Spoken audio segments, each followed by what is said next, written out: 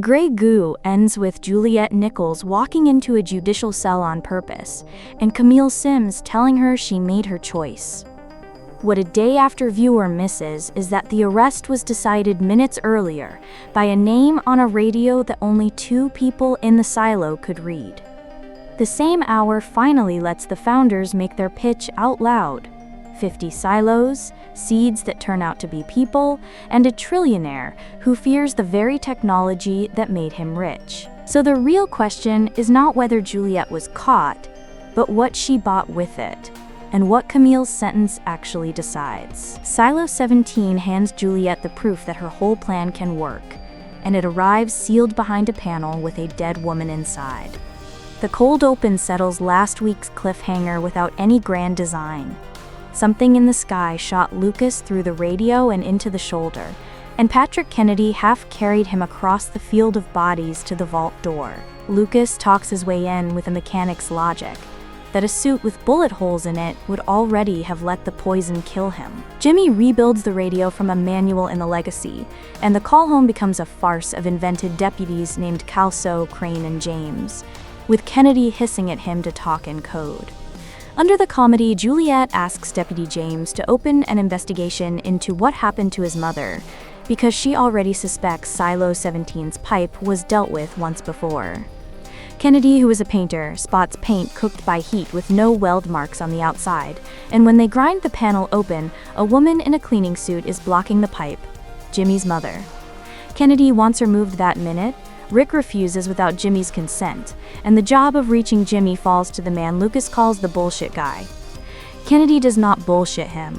He talks about Doris under her peach tree and offers the orchard ritual to kids who never knew anyone who died until everyone did. Only then does the wounded Lucas read the scene. A hand-sawed pipe, a torch used to burn off the poison while a cap went on, empty welding tanks, and a woman who realized she was out of fuel and welded herself into the gap so the poison stayed on her side of the wall. Your father died to save you, Lucas tells Jimmy, and your mother gave her life to save the silo, and Shirley's plan back home is built directly on that autopsy. The pipe is not one pipe, and understanding its shape is what turns capping it from a gesture into a weapon. Bernard draws it for Juliette.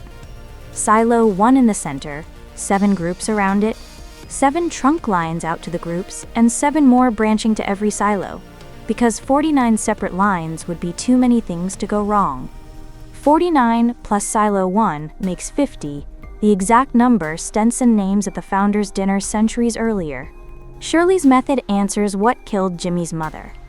Pinch the line airtight first, cut it further down, cap and weld it for triple redundancy, with a hammer drill too loud to hide, and a fake GWP supervisor sent ahead to claim the level is flooding. Then Juliette lays the map against the cameras outside and sees the flaw. She walked a straight line from 18's camera to 17's hill and saw 17's camera pointing the other way, so Silo 17 is rotated and the panel she sent Shirley to is the wrong one. The stolen supply thread resolves small and human. Knox's father, Gus, drew a lift for Harwood years ago in exchange for a life out of the mines. Harwood used it to hoard light bulbs during the rebellion, and Mike killed Orla when she got close. Knox gets the scene he has waited a lifetime for. One question to his father, how does it taste, and a punch. Paul and Hank give Orla's sister the smaller truth, and keep the lift and the light bulbs to themselves, which is its own quiet forgetting. Bernard's scene matters less for what he admits than for the alibi he tears up, because Camille will build the same alibi before the hour is out.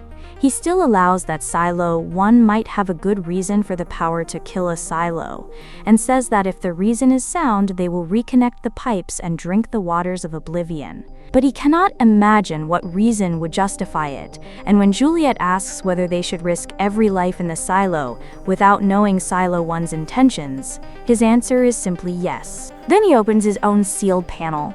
He poisoned Mary Meadows, a woman he loved in his own way, because he was told her death was necessary to stop a silo from killing itself, and it was all a lie. He calls what he served for decades a tyranny, and promises whatever is left of him to stopping it. Juliette says she hates this, then clarifies not hating him, which is as close to absolution as this show hands out. Hold that shape in mind, a necessary death ordered by a voice, because it is exactly the logic another company officer is about to reach for. The founders' dinner is the first time the people who built the silos explain themselves, and the explanation is fear priced in trillions. Stenson calls the digger Daniel saw a prototype, says 9 more are coming, 10 silos at a time until there are 50, and it is Daniel who suggests leaving each digger where it stops when the job is done, which is why one sits under silo 18. Seeds, the guests are told, and Svalbard comes up, until the no-fly zone gives it away and the founders name the other kind of seed, people, to repopulate the Earth. Stenson lists the threats: nuclear war, climate collapse, pandemic, asteroid, artificial intelligence, and names the one that made him the richest man in history as the one he fears most: nanotechnology, invisible and far cheaper than a nuke. The gray goo of the title is his phrase for a $300 nano weapon that dissolves every person on Earth, and it is a real term, coined in the 1980s for exactly that nightmare of self-replicating machines. Charlotte gets the cruelest answer. The dullest dirty bomb was a nano weapon. The cloud that took her plane was Iran's nano, and her squadron was sent to provoke it while a nuke went down a 75-mile tunnel regardless.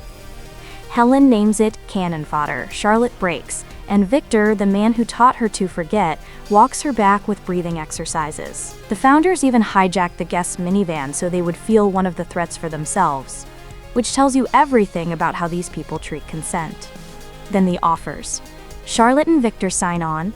Helen would rather be blown to bits than join the underground mole people party, and Daniel, after a sprig of rosemary gives his sister their mother back for a moment, climbs into the helicopter with Helen and tells her he wants to turn to gray goo with her. For the book readers, in Shift, the congressman is Donald, not Daniel, and Thurman is a senator rather than the woman Rosalind Thurman the show gives us, so treat every before time's turn as new. Camille's night is the hinge of the ending, and it starts at 4 a.m, with the algorithm telling her the bodies of Kennedy and Lucas are gone, and ordering her to find the real reason Juliette sent them. She brings Rob a meal in seclusion, and admits she is watching Anthony for signs of the forgetting drugs, half hoping he forgets all this between his parents. Rob's joke that the boy is 90% juice and will be the last to forget is a confession wearing a punchline, since juice is exactly what he told Juliette to drink once the water turned.